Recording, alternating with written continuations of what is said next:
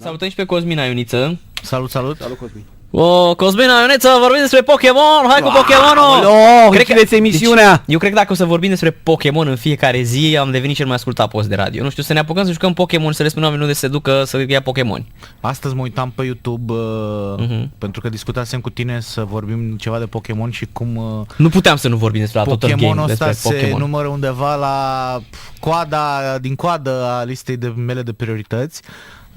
Am zis, hai să nu mă duc acolo să vorbesc prostii, hai să mă uit și eu măcar pe YouTube la niște chestii. Și mă uitam, e un ăsta care face tutorială de Pokémon, Everything You Need to Know About Pokémon, și are milioane de hituri, milioane de l-am hituri. văzut pe unul care s-a dus în Area 51.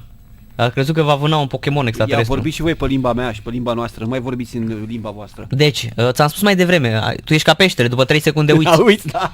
Nu merită, asta nu e o chestie care merită reținută. Da. Ideea este un fel de Valerii Moraru. mă, Cosmine, știi ce nu înțeleg eu? Că gamerii, deci oamenii care sunt ca noi așa, ăștia normali la cap, care jucăm Doom, Far Cry, Assassin's Creed, Cum Doom, știam că e un stil muzical. Counter-Strike, da, hai să luăm cu astea, World of Warcraft, nu se joacă Pokémon Go. Deci în principal gamer nu joacă. Genul ăsta de gamer care a ajuns la nivelul de a se juca jocuri serioase, chiar și mai mult decât serioase, nu prea se joacă chestii pe mobil, decât, nu știu, un Angry Birds. Și eu îl consider superficial. Adică mie mi se pare că în anul 2000 și ei au descoperit ce eu știam din Cubasic, ce dacă știam ai de la prins cu Gorilla. De la Donkey Kong și de la, cum îi spune, de la Tetris. Așa, deci cam mai era, știi? De asta sunt și, poate, cum se cheamă, poate unii mă consideră, adică am avut niște discuții de astea în contradictoriu, că ești bătrân, că nu înțelegi jocul ăsta, că nu știu ce. Eu înțeleg jocurile destul de bine, de vreme ce de mai bine de 10 ani asta mi-e meseria.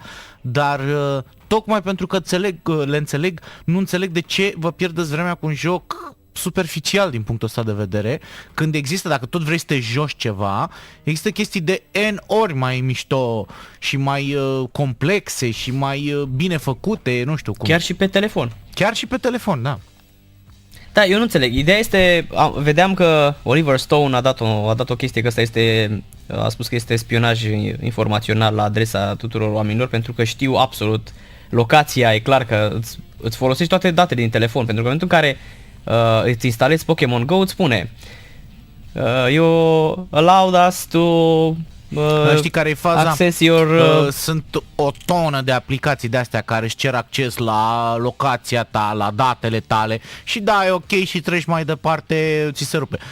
Practic, tu crezi că al de Apple sau al de Google nu știu unde ești tu, unde e telefonul tău tot timpul? Ba da, clar asta. Așa că ajungem acum să ne dăm și noi seama de mersul pe jos și apa caldă, că vai să știu ăștia de la Pokémon Go.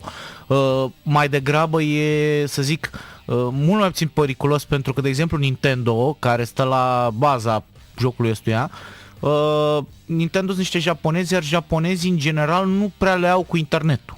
Și adică dacă stai, de exemplu, și vezi, examinezi interfața, să zic, a unei console Xbox sau unei console PlayStation, descoperi o chestie destul de îndreptată către publicul occidental, cu niște opțiuni pe care te-ai fi așteptat să le găsești acolo, cu opțiuni de, cum să zic eu, de-astea dedicate rețelelor sociale, hai, fă un share de poză, fă un share de filmuleț, whatever. La Nintendo sunt console pe care ei nici măcar nu știu să le dea cu conect la internet la unele. Așa este. De asta ai văzut că scot foarte multe offline, cum au scos Wii-ul, de exemplu. Dacă Nintendo stă și îmi colecționează mie datele personale, cred că nu prea știe ce să facă cu ele față de Apple sau mai știu eu, care știu sigur ce să facă cu ele. Nu, ideea este că nu mă așteptam ca un asemenea, deci cum a fost Facebook-ul în momentul în care a erupt pur și simplu, și văd că în continuare își menține forma asta de socializare la nivel înalt. A trecut peste perioada High Five-ului, peste perioada 360-ului, MySpace, MyList și toate cele. Bine, MySpace a supraviețuit un pic mai mult. Era în America. Și era chestia de puteai să pui melodii dacă aveai profil de trupă, puteai să pui melodii și a ținut chestia. Au dispărut și astea. Facebook-ul rămâne, Twitter-ul la fel, astea două sunt. Acum și Instagram-ul. Mai este nebunia cu Snapchat-ul, care îi disperă pe copiii ăștia, că își mai pune un filmuleț în care își arată cât de mică o au sau cât de mare o au. Dar nu mă așteptam ca un joc de mobil care este nu superficial, e mega superficial, care nu are nimic profund, te pune practic să mergi, să prinzi niște păpușele, niște Pokémon cu camera de pozat. Că tot am vorbit de Nintendo. Nintendo e o companie foarte controversată, ca să spun, dar nu din motivele, știi, că la alții să, nu știu, scandaluri sexuale sau l-a dat afară pe ăla din motive... Că l-exploata, nu știu, da. La Nintendo nu se pune problema. Nintendo este o companie de asta care întotdeauna a creat dispute în rândul gamerilor. De ce? Pentru că e de departe unul dintre cele mai populare branduri în jocurile video. De la apariția lui Mario. Păi ei au fost practic responsabili pentru reînvierea pieței de jocuri video în anii 80, pentru că Atari o dusese în groapă și ei cu consola lor NES, Nintendo Entertainment System, clasicul NES, care... Despre care să vorbim cu noua consolă, mini-consolă. Cum se cheamă? Românii o știu mai degrabă sub denumire de Terminator. Terminator, da. Da, care erau, cum se cheamă? Era clona NES-ului. Da. Pentru că jocurile erau aceleași. Erau copiate. Alea erau jocurile, da. Ba chiar luate cu siglă Nintendo. Da. Deschideai Mario și ți apărea Nintendo. Da. Păi era furat softul complet. Da. Da, spart târziu, după vreo 15 ani de la apariția acelor jocuri. Deci Nintendo a reușit, cum să zic eu, prin forțe proprii să revigoreze industria asta, ca după aia să o ducă într-o direcție care nu mai e compatibilă cu ce a fost Wii, de exemplu. Wii a fost o mașină pe care jucai Wii Sports și atât. Pentru că în rest, jocurile cu substanță, ca să spun așa, nu erau acolo. De Wii U nici nu mai zic, pentru că în afară de jocurile lor nu mai scoate nimeni jocuri pe Wii U. Și au ajuns în poziția în care ei, deși au niște proprietăți intelectuale, niște serii foarte apreciate și cu un appeal extraordinar, tocmai există de Mario, Pokémon este una dintre seriile astea, Pokémon vinde 10 de milioane pe 3DS. Dar Pokémon este, cum să spun, e un brand de vreo 30 de ani care vinde de și rupe. desene animate și jocuri de-astea gen RPG japonez. Și așa. Sunt și, cum îi spune, mai sunt și on-board-urile pe care le au, board game-urile pe care le au tot așa și păpuși și așa mai departe. Ei au refuzat cu încăpățânare până acum să lanseze jocuri pe platforme ce nu le aparțineau lor. Ăsta este unul dintre primele experimente pe care le fac lansând un joc dintr-o serie de-a lor pe hardware care nu le aparține, telefoane mobile, Android și iOS. Și iată cât de mare e impactul, cât de multă lume ar vrea de fapt să joace produsele Nintendo, dar nu are acces la ele din cauza hardware-ului. Și s-ar putea ca rezultatul ăsta să-i facă să gândească mai bine la ce vor să facă, dacă vor să mai facă o consolă exclusivistă în sensul în care jocurile lor să ruleze doar pe consola aia. Sau, de ce nu, la cât de mulți bani au câștigat, că am înțeles că s-au câștigat peste 1 milion de euro pe zi sau ceva de genul ăsta din jocul ăsta de la lansare. Și că compania Nintendo în momentul de față și-a dublat stocul. Și i-a crescut valoarea de piață cu 6,5 miliarde de euro. Îți dai seama? Da. Doar de la o prostie, de la un joc primitiv, pentru că jocul, dacă te uiți la el, este, cum să spun, e interfața atât de ieftin, e foarte cheap, înțelegi? Dar creează o dependență doar pentru că ții telefonul, asta faci, stai cu telefonul așa, deci ajungi pur și simplu ca în, cum să zic, este o adicție a gadgeturilor noastre, deci pur și simplu stai cu telefonul ca un zombie, da? Că practic cred că filmul Walking Dead, în urmă acolo te duce cu ideea. Că ăia zombie ăia sunt tot oamenii ăștia care stau toată ziua, uite așa, cu nasul în telefon și nu fac absolut nimic și rămân, uite așa, stare vegetativă, știi? Pentru că eu cred că se numește suficiența asta, cum spun și americanii.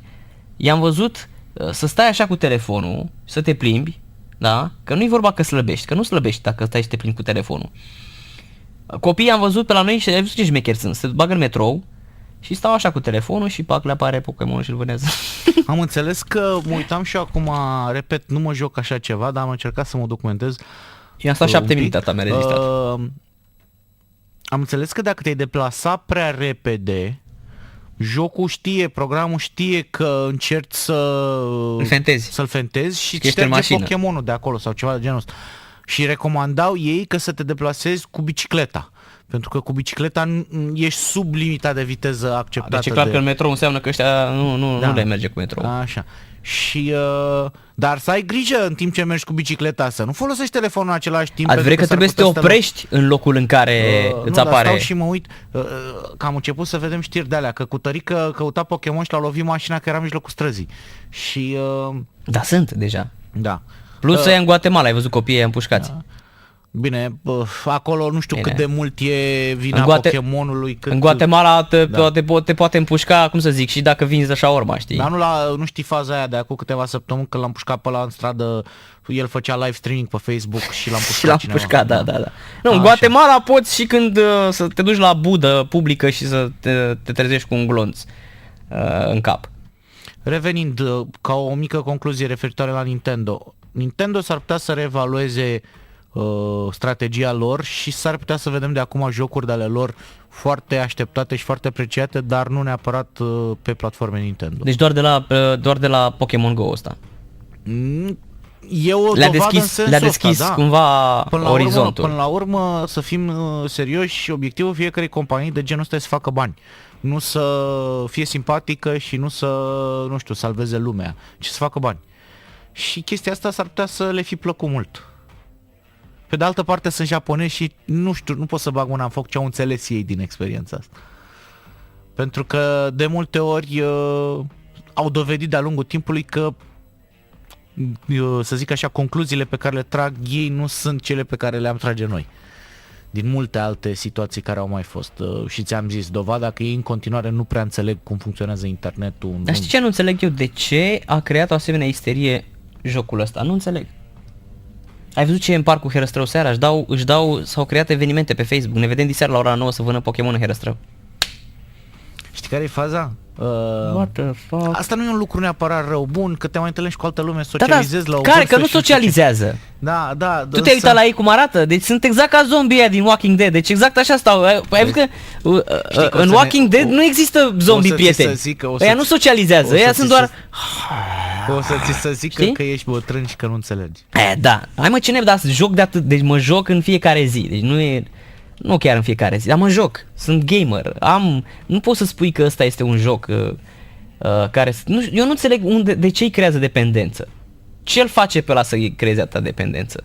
Sunt nebun la cap. Nu e vorba de asta, dar eu nu înțeleg că dacă ar socializa, într-adevăr ar fi ceva. Dar ei nu socializează, ei se întâlnesc acolo și fiecare își vede de aia măsii, știi? De Pokémonul lui. Asta nu înțeleg, nu știu, Narcis, suntem bătrâni și ne raportăm la altă scară de valori. Prea bătrâni. Da. Și eu am și zis, prefer să stau acasă la calculator sau la consolă jucându-mă ceva care pentru mine mi-aduce mult mai multă satisfacție sufletească decât chestia asta. Și asta e o chestie nu neapărat legată de Pokémon Go, ci de faptul că în general jocurile de mobil sunt superficiale și sunt croite pe ideea de a îți oferi foarte puțin și de a-ți cere bani continuu pentru a întregi experiența asta cât de cât. Nu știu dacă ai văzut episodul ăla din... se numesc jocuri freemium, așa se numesc? Da. Free-to-player, da. Da, free-to-player. Nu știu că ai văzut episodul din South Park, când, Dragoș, tu l-ai văzut? Când devine Stan devine obsedat de jocuri freemium și ajunge la vreo datorie de nu știu câte zeci de milioane de euro și Taxo se transformă de fapt în cântăreața Lordi. Da, Lord, da. Și toți banii pe care îi făcea îi dădea lui Stan pentru jocurile freemium care apăruseră în Canada și statul canadian lua foarte, foarte mulți bani din asta, se scăpau. Și... Tu ești fan așa South Park? Aoleo. Deci la fiecare deci nu există emisiune mai bagi o referință de South Park. Băi, deci sunt nu nebun, sunt, cum să spun, deci eu nu pot fără South Park. Pentru el South Park e Pokémonul. Da, pentru mine South Park deci e Pokémon. Deci dacă ți-ar face cineva un joc de ăsta în loc de Pokémon să capturezi de ăștia din South Park, deci dacă femeia este acasă cu mine și zice, haide, vreau să nu știu ce, stai să te South Park. Am înțeles. Da. Da, Am înțeles. asta ca să înțelegi, da. Deci Da, South da. Park este, nu știu, plus că apare acum, în septembrie apare sezonul 20, care va fi epic. Și în decembrie, la început de decembrie, nou joc. Da, A care... început și noua serie din Vikingii. Duminica trecută a fost primul episod, mâine seara al doilea. Asta este partea a doua a sezonului 4, cum ar fi la Viking. Da, da, da. Le găsiți e pe Netflix. Eu am și Netflix și HBO Go. Da, dar nu știu dacă pe Netflix au ajuns la sezonul 4. Sunt la cred că sezonul 3 doar. Da, 4 nu l-au pus. da, știu. Da, doar sezonul 3, asta e nasol. Da.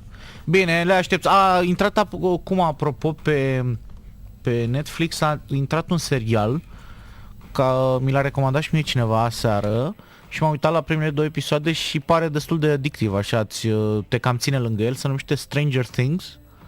Nu știu dacă... Winona Ryder. E ceva, o chestie așa cu extraterestri care vin într-un orășel ăsta de țară din America. Mi se pare... Dar e foarte creepy așa și bine făcut, cel puțin asta e prima impresie. Mie mi se pare absolut excepțional ăsta În acea noapte, de la HBO. Ăla cu John Turturro. Cu Turturro, da. Excepțional. Nu l-am văzut, dar... Deci au apărut 2 episoade, unul de pilot de o oră și jumătate, cât un film, și episodul 2 de vreo 50 ceva de minute. Eu vă spun, este... Știi ce nu-mi place? Fabulos este. Ce nu-mi place, apropo, te ziceai de HBO Go și de Netflix, ăștia o să investească, ambele companii, o să investească din ce în ce mai mult în realizarea de conținut propriu, cum e Game of Thrones pentru unii, cum sunt tonele de seriale Netflix, cum e House of Cards, de exemplu, pentru Netflix, pe ca lumea să vină să plătească abonament la ei, să vadă conținutul ăla. Ideea e că Netflix are altă politică față de HBO Go. HBO Go e încă legat de HBO tradițional de la televizor și ăla funcționează, știi și tu cum funcționează. Da. Și din cauza asta ei trebuie să lanseze în fiecare săptămână câte un episod nou, ca să țină lumea engage, ca să bla bla bla. Da, pe când Netflix-ul dă drumul la tot sezonul. Tot sezonul. Și de asta o să-i prefer din punctul ăsta de vedere tot timpul, pentru că eu când mă uit la un serial nu pot să mă uit doar la un episod, dacă îmi place mai ales. Da, da. Cum am avut, de exemplu, Game of Thrones, pe care trebuie să le urmărim în fiecare zi. În fiecare eu am așteptat, am suportat spoiler și altele și am văzut tot sezonul. Nu, dar uitați-vă, In the Night Of este... Deci pentru mine a fost excepțional, așa. Rar mi s-a întâmplat. La puține serii mi s-a întâmplat ca din primul episod să zic wow. Dar deci ăsta... e bine că mai facem, uite, nu doar jocuri, ci mai recomandăm și filme. Da, deci suntem bătrâni. In the Night Of este un serial fabulos cu un tânăr pakistanez care... Se joacă Pokémon Go.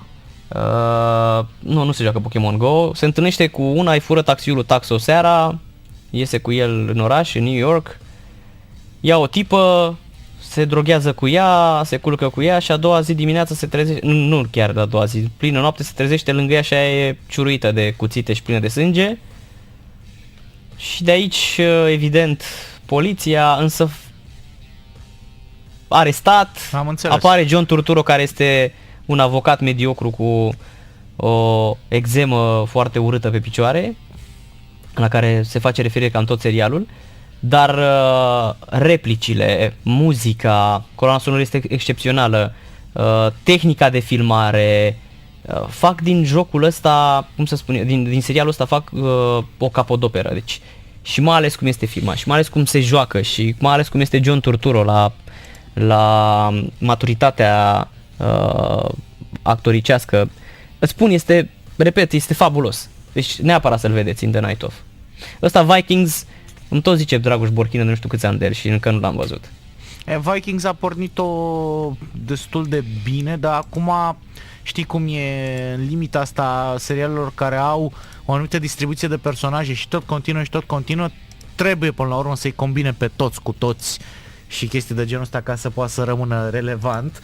Și Vikings a dat-o așa oarecum în stilul ăsta tânăr și neliniștit de vreun sezon jumate, așa. Da. Dar în continuare e interesant de urmărit. Măcar interesant. Da, își păstrează chiar și valoare informațională referitoare la epoca aia. Exact, la acea perioadă. Da. Sunt puține seriale care reușesc să treacă de sezonul 4-5 să devină să rămână la fel de adictiv așa. De obicei știi că la un moment dat ți se termină și ideea, ți se termină și... Mă uit la Supernatural, care a ajuns la Nu știu, nu m-am uitat la ăsta, dar știu că are 20 și... 20 de sezoane deja. Adică ăștia, actorii ăștia care joacă în ele au practic au îmbătrânit și au trăit viața în serial. Deci erau niște puștani ăștia doi, Padalecki și cu Jensen Ackles. Dar gândește că eu mă uit la serialul ăsta de când, la Supernatural, mă uit de când aveam... De când erai... 13 ani. Deci de când Ăsta e erai la sezonul, Craiova. s-a terminat sezonul 12 acum. Deci Care au câte 20 de episoade, cam așa sunt. Deci erai de la Craiova, nu? Da, eram, și mai acum 13 ani. Deci de 13 ani urmăresc, din primul sezon urmăresc Supernatural. Deci îți dai seama. Hai să zic eu să mai vorbim și de jocuri. Fii atent la Pokémon Go Ia zi, ce ne spune un radioascultător. ia zi. De ce se strângă acolo? Există zone în orașe unde se găsesc arene, iar acolo se duelează fiecare Pokémonii lui. De asta și crești, că știi că Deci îl crești. Păi asta e tare, mă, dacă îl crești pe Pokémon se bată cu ăla. Dar dacă este un factor random de ăsta și te bate... Dar vezi, e un fel de altfel de luptă de câini sau de cocoși, înțelegi? Deci până la urmă toată chestia asta ce trist e să-ți moară Pokémonul în luptă. Se reduce tot la o mentalitate asta, o mentalitate de asta de... supraviețuire. Da, și nu știu, gândirea de asta barbară. Survivor, da. Hai, mai... Trecem de Pokémon Go? Da, hai să mai... Mai dați-vă cu Pokémonii voștri, da. Promiteam pe Facebook că am vorbit de Pokémon, l-am tăiat de pe listă. Am mai jucat un joc săptămâna asta care mi-a lăsat o impresie de la bun în sus și am vrut să-l amintesc. Se numește Inside. Da, de când îl aștept. Și este produs de studioul Playdead, un studio independent al cărui titlu precedent a fost Limbo. Care a rupt în două. Așa. Poate cel mai controversat și dark joc care a existat vreodată. E bine, dacă știi? ți-a plăcut Limbo, poți să te uiți foarte lejer să privești Inside drept Limbo 2. Știi că în Limbo au apărut fel și fel de specialiști care încercau să explice jocul și de fapt ce se întâmplă cu personajul. Să te duci pe... Și dacă e mort și dacă... Să te duci pe forumul Steam, deci pe pagina lui Inside de pe Steam și îi dai de la discussions acolo și să vezi 11.000 de teorii despre ce se întâmplă în jocul ăsta, pentru că la fel ca în Limbo și ăsta este foarte vag și lasă foarte mult frâu liber interpretării. Tot așa, ești cu un băiețel, presupun. Ești cu un băiețel. Tot așa atmosferă tunecată. Da, totul e mai finisat, arată mai bine, animațiile sunt făcute mai bine. Păi Limbo era într-un alb-negru și și aveai ăsta practic... păstrează nuanțele alea. Era o umbră așa. Da. Și ăsta păstrează nuanțele alea întunecate așa. Și mai sunt și câteva referiri la Limbo. Ții minte că în Limbo erau tot felul de alți factori. Nu factori, alte personaje care erau controlate de către un vierme luminos. Ăla care ți intra în cap și... Da. Ceva de genul ăsta există și în Inside, dar la un alt nivel. Nu o să dau mai multe, pentru că nu vreau să dau spoilere, pentru că din nou, ca și Firewatch, e un joc pe care ar trebui să-l joci tu și să tragi tu concluziile tale.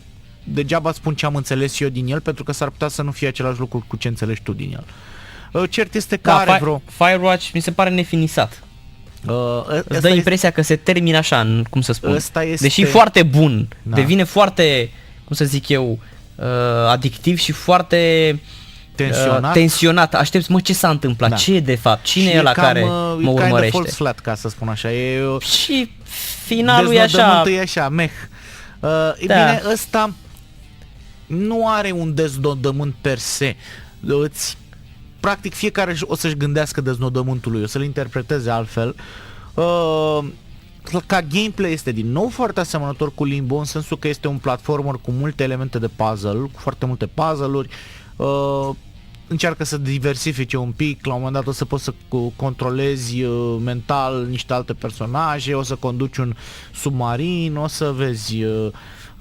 din nou, el cam la fel de lung, 4-5 ore, cam așa, maxim.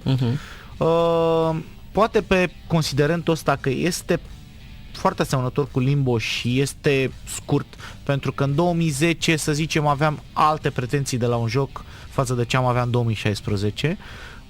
Aș spune că prețul ăla de 19,99 pe Steam e un pic cam mare și ar trebui așteptat un pic până la o reducere de în jur de 10 euro, atunci ar fi, să zic, prețul corect pentru ce oferă jocul ăsta. Dar ca nivel de finisare, ca nivel de atmosferă, chiar și Control e o Au chestie avansat foarte bine mult făcută. băieții. E o chestie foarte bine făcută, da. Dar să știi că și Limbo a fost fabulos atunci în 2010. A fost incredibil, plus că până înainte să apară Inside, Steam-ul a dat gratis. Limbo, da. Limbo a fost, acum nu mai este, iar costă, nu știu, a fost un soi de promoție pentru Inside. 5-6 euro, da, și era gratis. Ți-l dădea, fost, nu știu cum, trebuia doar să intri în ziua respectivă pe Steam și să-l joci gratis. Mie mi-a plăcut foarte, foarte mult și am urmărit și eu câteva despre Inside și am zis că o să-l iau, dar și mie mi se pare scump acum, 19 euro mi se pare scump. Pentru că toată lumea spune că e short story, știi? Da, Nu așa este. Ce vreau să-ți propun? Să amintim și de ce premii dăm azi. Ah, chiar că dăm premii. Da. Deci avem așa. Avem niște ghiozdane cu Lego Avengers. Nu, Lego Jurassic Park. Ai tu? Nu, sunt Avengers. Ai văzut tu? Ia uite. Da, mă, da. Mai mă, ce naiba, uite ce... Uite. Uite-l pe Hulk, Captain America. Băi, ești nebun, chiar sunt cu Avengers. Păi ce naiba, Dar de Thor? ce eram foarte... Păi până acum am dat cu Jurassic Park și acum le-am descoperit pe astea cu Avengers. Am înțeles. Uite, Unde sunt? Hulk, Captain America, Suntem mai actuali, ca să Iron spun așa. Man, Thor, Ok, cu Lego Avengers. Black Widow. Și ce în ele? Ce avem în ele? Avem așa. Avem o mască de Pip-Boy din Fallout. Avem o husă de telefon Tomb Raider. Băi, ești nebun. Un tricou cu The Crew, ăla cu mașinile. Da.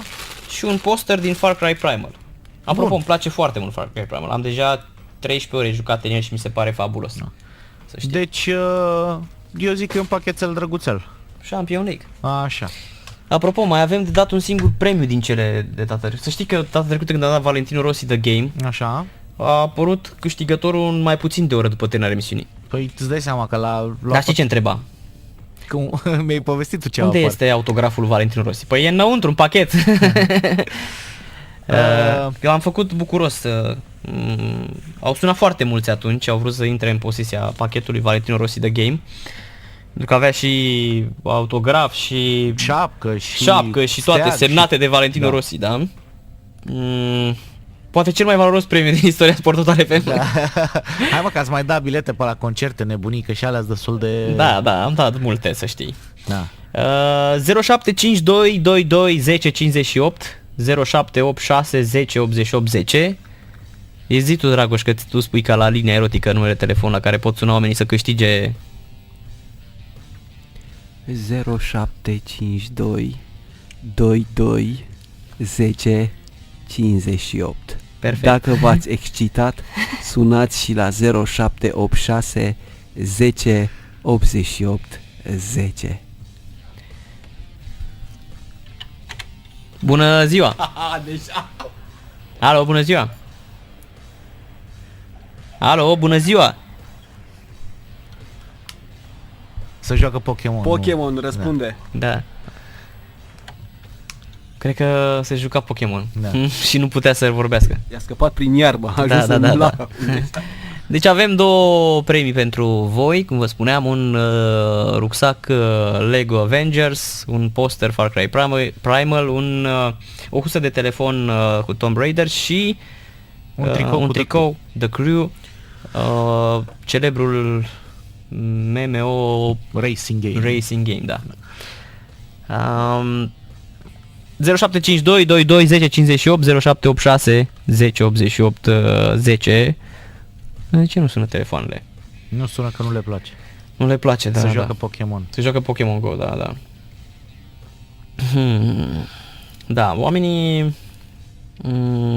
sunt disperați cu Pokémon Go acum, cred că. Uite-mă că sună. N-am văzut eu. Bună ziua, bună seara, bună ziua. Bună ziua! Să trăiți. Viorel din București. Da, Viorel. Spuneți! Întrebarea. Întrebarea pentru concurs, da? Nu știam pentru ce ați sunat. Ce rău ai fost. Genială! Ce rău ai fost. Hai mă, gata, întrebarea e simplă. Da, e simplă. Despre ce joc a creat o isterie națională în aceste zile?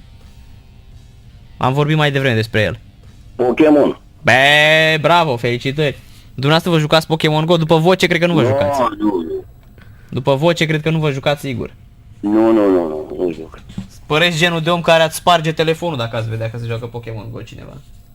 Nu, mă interesează doar pariurile sportive la Atât. Păi tot Pokémon e și... Și ăla tot Pokémon, Cam da. așa e și acolo. Da. Spuneți numele dumneavoastră. Istrate Viorel. Stați să vă trec aici numele. Viorel Istrate. Știți unde este sediul nostru? La șocului în spate acolo. Da, acolo, Torrentului 24, da. Torrentului 2. Vă așteptăm să veniți să vă ridicați premiul, da? Aveți copii, nepoți? Da, nepoți. Ai dați nepotului sau nepoatei pentru... Că nu e pentru dumneavoastră, da? Mâine pot? Da, cum să nu. Dar mâine, După ce oră? după ora 16 veniți aici. După ora 16. Da, sau astăzi până în ora 23, da? Nu, astăzi nu pot, azi nu pot. Ok, mâine atunci. Bine, mulțumesc. Mai bine. Clar că domnul Viorel nu juca. Da, a știut, vezi? Da, asta te asculta, vezi, da. Bine, că ascultați sau nu la noi e mai puțin important. Ideea este că ajung până și m-a sunat maica mea ieri să mă întrebe, auzim și mie, care e faza cu Pokémonul ăsta? Și eram degeaba, spun că și așa e prea complicat să mai... Ai mei știu să știi, părinții mei. Sunt foarte Asta nu e bine. adictivi așa. Sper ca mama să nu joace Pokémon Go, Sper pentru că și ea eu e asta. nebunită cu jocurile astea de freemium așa, deci. Aoleu, îți bagă și ție pe nota de plată, nu? Da, da, bine care cardul ei și nu, da. Am înțeles. Dar sper să nu descopere mama premiul ăsta Pokémon Go. Bună ziua! Mă rog, Narcis, Cristi sunt. Salutare, Cristi, ne-ai sunat să-ți iei premiu? Încercăm. Da, ai copii, nepoți? Copil. Să-ți trăiască. Pune-i tu, Cosmin, întrebare. Am întrebat eu mai devreme. Ați ascultat emisiunea până acum? Ultimele 10 minute că intrasem într-o convorbire telefonică și am pierdut o parte de la început. Am înțeles. În afară de Pokémon Go ăsta care ne-a nebunit, am vorbit chiar în ultimele 10 minute de un joc. Știți despre care joc am vorbit? E mai greu cu pronunția la mine, cu memoria numelor cu L, a zis Narcis. Era discuția între voi între două jocuri. Limbo era primul Limbo, din așa. 2010, da. Da, e bine, hai că e bine. Da, se vede că ai ascultat, da. Zi-mi numele tău. Mai era?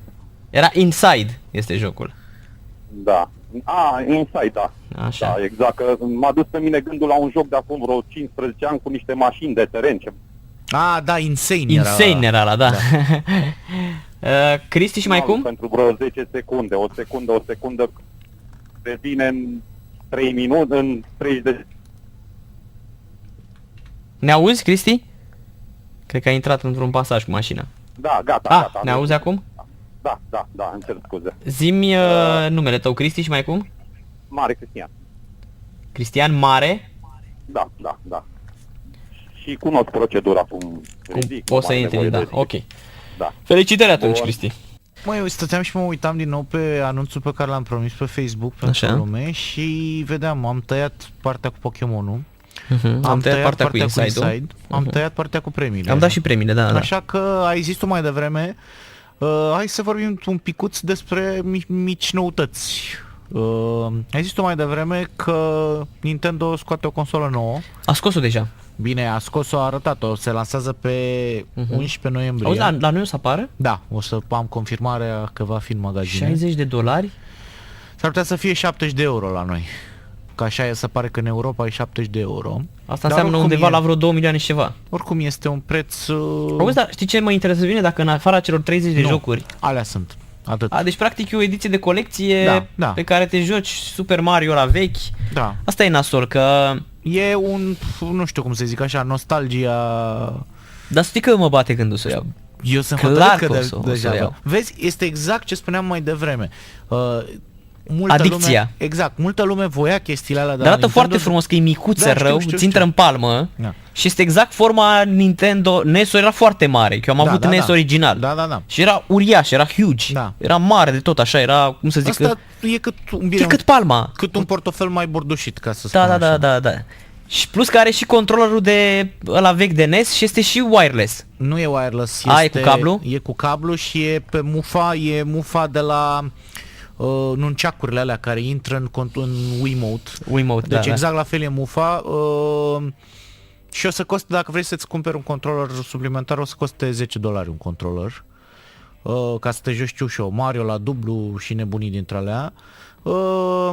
O să fie, îți dai seama, o chestie și pentru colecționari și pentru nostalgici, dar, de exemplu, cum ziceai și tu, eu sunt hotărât că îl vreau deja, așa că... Nu, eu o să-l iau sigur. Da, deci Deci va avea 30 de jocuri. Da, 30 de jocuri, care sunt Super Mario 1, 2 și 3, da, Dr. Mario, Castlevania 1 și 2, Ghost and Goblins, da, Ice Climber, ăla cu eschimoșii care sparg Donkey gheață, Kong, Ninja Gaiden, da. Tecmo Bowl, Deci o să fie Legenda Zelda, The Legend of Zelda, 1 și 2, da. la fel. Deci e o Bubble Bobble, Balloon Fight. Da, e o selecție destul de interesantă de jocuri clasice. Și acum depinde fiecare cât de mult e interesat sau nu de curentul ăsta retro. Cred că plus că e ieftin, să știi. E ieftin raportat la ce prețuri se practică pentru hardware-ul din ziua de azi, e clar ieftin. Dar nu înțeleg de ce n-au făcut un upgrade să-ți iei și alte jocuri de NES. Pentru că probabil e un soi de gateway drag din ăsta. Îți place și dacă îți place avem alte chestii mai interesante pentru tine la prețuri mai... Vrei mai mult de atâta, ia un Wii U, ia un NX pe care poți să-ți downloadezi Da, inclusiv dar dacă jocurile tot ai clasice. făcut asta, Nintendo ăsta mic, NES-ul ăsta, pentru că astăzi, de exemplu, există un emulator de NES, e la liber și ții toate cele Eu înțeleg 6.000 de înțeleg jocuri. ce spui tu, dar să știi că nu toată lumea are cunoștințele tehnice ca să poată să facă un emulator de la să funcționeze. Să-și ia ROM-urile, să... Dar le găsești, să știi. Știu că le găsești, dar... Există chiar site-uri unde le joci direct în NES. Eu îți arăt persoane care în continuare au calculatoare de ani de zile și nu știu să fac un copy-paste la un fișier, așa că... Și asta e adevărat, da. Uh, Dragoș Borchină. Mă, ce rău ești tu, mă. Deci Borchină este atehnic, să știi. Așa. Uite, încă o știre Nu ne aude interesantă. acum. Dragoș, tu ne auzi? Cum? Ziceam că tu ești atehnic, așa. Da, și ce lăsați-mă așa în Pokémonul meu, ce vreți. Încă o știre interesantă, seria Dead Rising o să se întoarcă niște versiuni remasterizate. Interesant e că Dead Rising 1, care n-a apărut decât pe Xbox 360 acum 10 ani și a mai avut o versiune refăcută pentru Nintendo Wii, o să fie lansat în versiune remasterizată pentru PC, pentru PlayStation 4, pentru Xbox One. De asemenea, Dead Rising 2 și Dead Rising 2 Off the Record or să vină și ele remasterizate pe console, există deja pe PC. Tu ai jucat Dead Rising? 3-ul. Deci ai jucat doar, ca să zic, astea mai moderne. Ăsta e cu nenea ăla care taie zombie în două. Da, ăla e, nu? more or less, da. Da, l-am jucat. Dead Rising 3-ul l-am jucat. Ce mai avem aici? Seria Batman de la Telltale Games. Care este... Începe pe 2 august. E o întreagă isterie cu el. Deci începe pe 2 august, va fi primul episod. A apărut trailerul aseară. O să aibă 5 episoade și o să fie și fie digital, fie un pachet retail. Pachetul retail o să fie accesibil în magazine de pe 16 septembrie și o să-ți dea acces discul la tot Season Pass-ul, cum ar fi. A apărut aseară trailerul oficial. Ai văzut și tu, nu? L-am văzut, da. Au arătat și câteva imagini noi din sezonul 3 de la Walking Dead. Care va fi iarăși Champion League, da? Așa. Rise of the Tomb Raider vine la toamnă pe PlayStation 4 cu o tonă de bonusuri. Ăsta nu era pe... Nu, a fost exclusiv. A fost doar pe exclusiv Xbox și PlayStation și PC. Și PC, da. L-am terminat. Da, o să vină cu un capitol nou de poveste în care Lara Croft trebuie să exploreze conacul familiei Croft pentru a găsi dovezi conform cărora ea este moștenitoarea de drept a al lui nenea l-am pușcat, exact, că era taxul. Așa. Pentru că unchisul Mr. Croft îi contestă în justiție, așa, și după ce se termină acest capitol poți să rejoci chestia asta numai că în zombie mod, în care te atacă o groază de zombie prin Croft Manor și culmină cu unchitul sub formă de zombie care e bossul cel rău. Și că asta o să poți să-l rejoci ca să obții scor mai bun. Să știi că seamănă foarte mult cu precedentul Tomb Raider. Știu, am jucat, am terminat jocul. Și Eu l-am spuneam terminat? acum ce sunt bonusuri în versiunea asta. O să poți să joci modul Explore, cred că se cheamă, sau ceva de genul ăsta, stai că zic imediat, în cooperativ pentru 2 jucători. Nu, Endurance se cheamă modul ăsta. O să ai niște modele de Lara Croft clasice din jocurile precedente. Poți să joci ca Lara Croft poligonală din 1996 dacă vrei. Iar modul ăsta Blood Ties, care este, de care spuneam eu, capitolul ăsta extra, îl vei putea juca și în realitate virtuală cu PlayStation VR. Versiunea asta a jocului apare pe 11 octombrie și toate... Dar s-a lansat VR-ul de PlayStation Nu, 4? apare în octombrie. În octombrie, nu? Da. Pe PC s-a lansat, am văzut. S-au lansat mai multe soluții de VR pe PC, dar VR-ul în Sunt foarte jocul ăsta, scumpe. VR-ul în jocul ăsta este exclusiv pe PlayStation 4. Asta vreau să zic, că toate bonusurile pe care ți le-am enumerat o să fie disponibile drept DLC și pentru versiunea de Xbox One și PC, cu excepția modului VR, care e exclusiv pentru PlayStation 4. Suntem așa în mijlocul verii și cum să zic, nu e o perioadă foarte aglomerată pentru jocurile video. O să ne apropiem încet de Gamescom, care e luna viitoare, care e cel mai mare târg, eveniment european dedicat jocurilor video. Atunci o să primim probabil mai multe vești noi. În rest, cine vrea să vadă, am mai discutat noi de FIFA 17, pe canalul oficial de YouTube al jocului au apărut niște clipuri în care cele 4 figuri centrale, Eden Hazard, Marco Reus, cine mai erau, ăsta, James Rodriguez. Da, James Rodriguez. Și Oricum, Marco Reus am văzut că este pe coperta oficială a jocului. Da, a fost ales. Dar de ce l-au ales pe Marco Reus? Au fost cele 4 figuri pe care le-au ei. Și s-a votat. Și s-a votat. Ați vrea câți fani are Borussia Dortmund? Și mai este francezul ăla de la Manchester United, atacant. Martial. Așa, Antoni Martial. Exact, așa.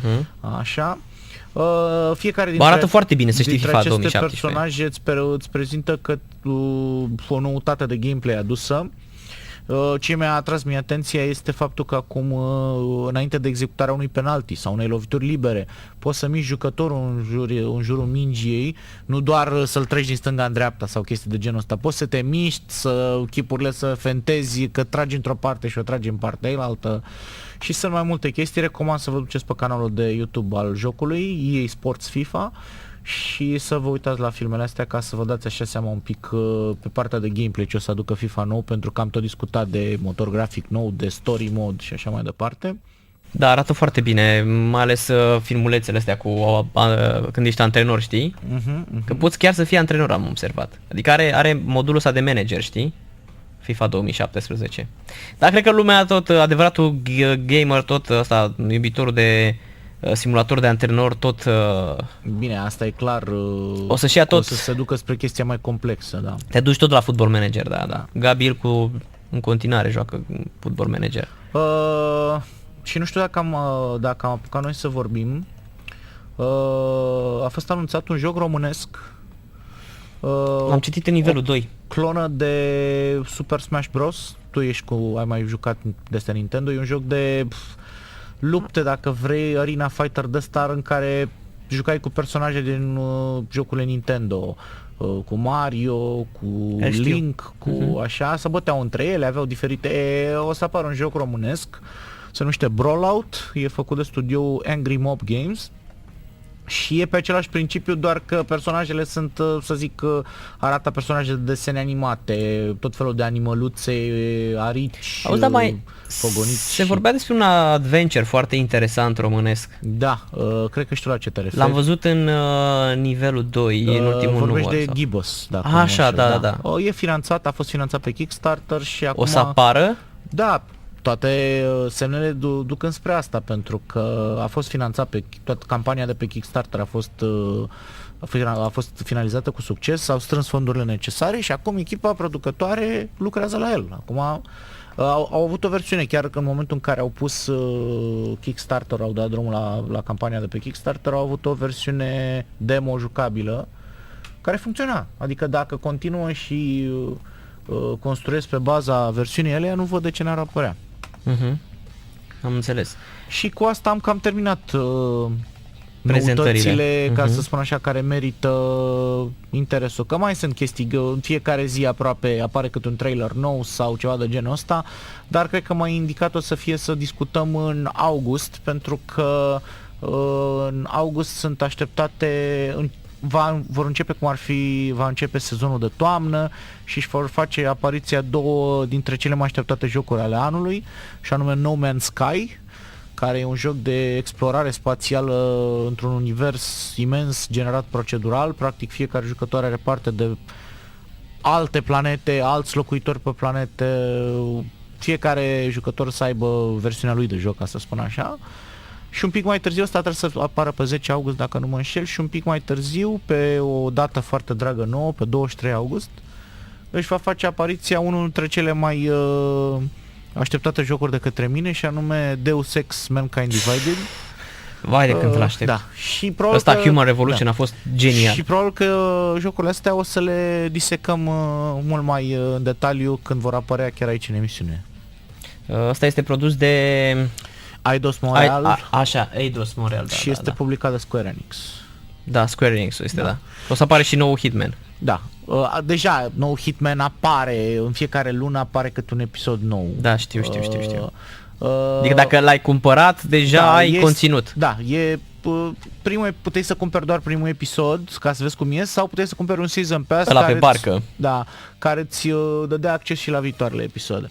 Da, l-am jucat pe PlayStation 4 și la începutul anului, foarte bine optimizat, să știi. În începutul anului viitor o să apară, după ce apar toate episoadele, o să apară o versiune pe disc cu tot conținutul.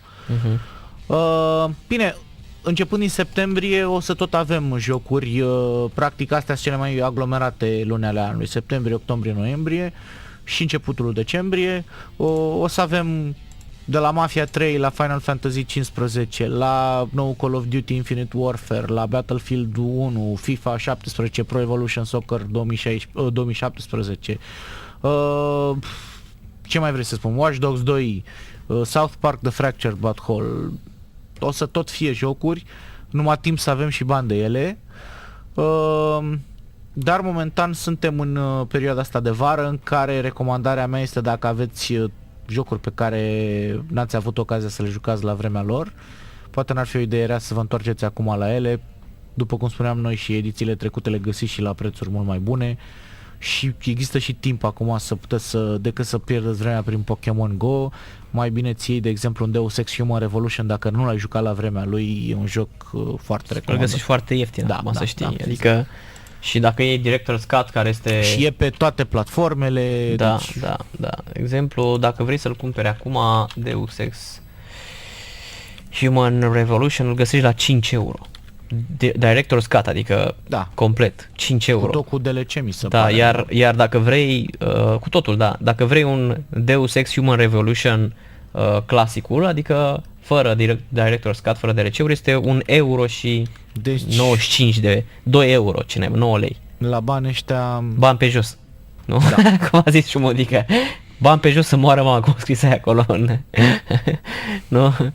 Deci îl găsiți, este, cum să zic, un joc absolut fabulos. Mi s-a părut incredibil. Voi sunteți prieteni cu Șomodica. Da. Și ăsta, și Mankind Divided, puteți să-l găsiți undeva la 30 de euro momentan în precomandă. Deci, încă o dată, o să fie, din ce experiență am cu jocurile Square Enix, o să fie, cel puțin versiunea de PC, la un preț... chiar și în magazinele retail, la un preț potrivit pentru piața din România. 1 milion și un pic, 1.200.000, cam așa. De genul ăsta. Da. De fapt, cred 120 de lei. Cred că aș putea să mă uit, să vedem... Cred că a apărut deja pe, nu? Poți să-l... Da, stai un pic că ne uităm imediat. Deus Ex, nu? Da. Deus Ex Human... Nu, Human Revolution e ăla vechi. Mankind Divided. Și eu mai scriu câte o știre despre el și... Da. Este pentru PC este 150 de lei, l-am găsit eu. Foarte bine. Și este Divided Steelbook Edition, adică îți dă și o, cum să zic eu, și o carcasă, nu? Da, o carcasă metalică. Carcasă metalică, da. Și așa 120 de lei dacă vrei să-l iei. Deci niște prețuri decente Da. Bine, o să găsiți, din ce văd, o să fie pe piață și versiunile de colecție la prețuri sensibil mai mari, dar și tot felul cu statuetă, cu nebunii. Am discutat noi ediția trecută ce înseamnă o ediție de colecție. Da, Collector Edition. Cum am dat Valentino Rossi The Game. Da. De altfel, din ce văd, există un Day One Edition al jocului care va veni oricum cu niște bonusuri substanțiale. Stai un pic că zic imediat ce. Pentru că țin minte că o să ai niște DLC-uri în game, o să ai câteva melodii de pe soundtrack-ul jocului, o să ai o misiune în plus în joc și niște cărți în format digital, dacă nu mă înșel era un roman, o carte de benzi desenate și ceva de genul ăsta. Deci totuși niște bonusuri interesante pe care le primești practic gratis dacă cumperi jocul la lansare. Deci ediția aia, cum ar fi prima ediție a jocului, primul. Deci fac ca prețul ăla de care vorbeam noi, care nu e și așa foarte crescut, să fie și mai avantajos. Am înțeles. Da, păi să nu uităm de serialul Walking Dead, care apare și ăla. Am văzut trailerul aseară. Tot așa, cu ideea pe cine moară Negan, nu știu dacă l-ai văzut. Nu, n-am văzut. Știu, eu încă îi înjur pentru faptul că au amânat ultimul episod din Fear the Walking Dead. Știi că au... Asta este un pre-sequel. Da, este o completare, dacă vrei. Se întâmplă acțiunea înainte de și Walking Dead. Nu l-am văzut, e bun? 5 sau 6 episoade pe sezon și ultimul l-au amânat ca să fie exact înainte de lansarea Walking Dead, sezonul 7, premiera sezonul 7. Și eu, cum nu mă uit la seriale până nu se termine un sezon, stau și aștept să apară și... Dar tu nu ai văzut Walking Dead? Ba da, sunt la zi cu Walking Dead. Ești la zi cu ăla, da. Ideea este că trailerul nu-ți arată mare lucru. E aceeași, să zicem, finalul sezonului 6, cu Negan care scoate pe Lucille, da? Băta cu sârmă ghimpată și se decide pe cine pognește, pe cine omoară din grupul Survivorilor. Da, păi așa s-a terminat. Așa s-a terminat. Da. Cam așa e și trailerul, să știți. Deci dacă îl căutați pe YouTube nu vă arată mare lucru, e făcut tot stilul AMC. Să sperăm că intră și pe RCSRDS AMC Romania. Pentru că am văzut că pe UPC și pe celelalte platforme de cablu există. Nu pot decât să-mi doresc, dar pe de altă parte în continuare și AMC-ul cred că au și platformă gen Netflix, da, nu? Da, asta aș vrea, pentru că majoritatea... Au super seriale. Da, deci majoritatea serialelor sau, mă rog, entertainmentului video pe care îl consum în ziua de astăzi e făcut pe streaming. Nu prea mă uit la televizor, adică mi se pare... Așa sunt și eu. Mă uit când vreau eu, nu când vor ei, ca să spun așa. Corect. Da, păi ăsta este și viitorul, să știi. Da. Ăsta este și viitorul televiziunii. Clar. Da. Păi cam asta, fuse și se duse. Păi e foarte bine că... Fără pauză. Wow, Champions League. Mamă, deci asta înseamnă că dacă n-am făcut pauză e cea mai lungă emisiune. Din History of Gaming. Da, clar. Ok. Și rămâne să vedem dacă săptămâna viitoare ne auzim. Sper să ne auzim, să ne permită programul să ne auzim. Trebuie să mergem la Iron Maiden Clar, deci asta e... Sâmbătă cade, nu? Da. Da, nu, mergem la Iron Maiden. Da. Bine, mersi încă o dată de invitație. Mulțumesc, Cosmin Ioniță. Ne auzim săptămâna viitoare la Total Game.